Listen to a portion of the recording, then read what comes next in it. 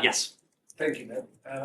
There's an impression being created in Pakistan that the US basically wants Pakistan to take some action against the terrorist hideouts on the border. Is there such encouragement?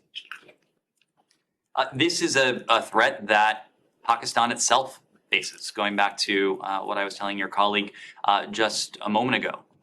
Militants, terrorist groups operating in the border regions, operating inside Afghanistan have claimed far too many Pakistani lives. Of course, Pakistan has every right to defend itself.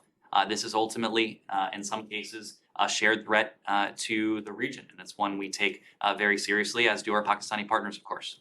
But but the US is not like encouraging Pakistan to take such action. That's, if I'm correct on that, the US is not encouraging that Pakistan should take action. Pakistan will do what's in its self-interest, and it will take action when it deems appropriate, based on the inherent right of self-defense. But Pakistan has been saying the same thing for 20 years. When the US was there and more than 100,000 NATO troops were there, Pakistan had the same concerns that these terrorists across the border conduct terrorist activities and then they go back. So how will if the US couldn't do it along with the NATO forces, how can the Taliban keep an eye on such hideouts? And is it possible? Do you see something like that?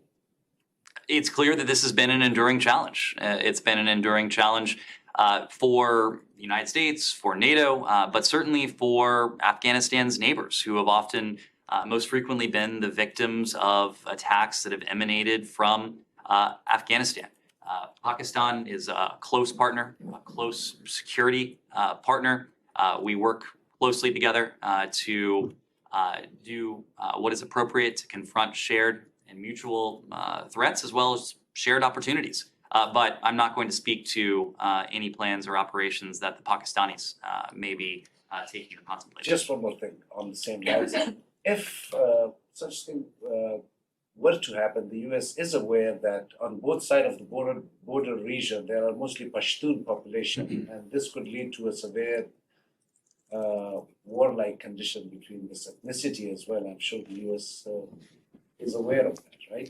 I am just not going to weigh in on a hypothetical. Of course, too many Pakistanis the lives of too many Pakistanis have been taken as a result of cross-border violence. The terrorist threat emanating from Afghanistan has in the past not only presented a threat to Pakistan, but to the region in some cases, as we know all too well, well beyond.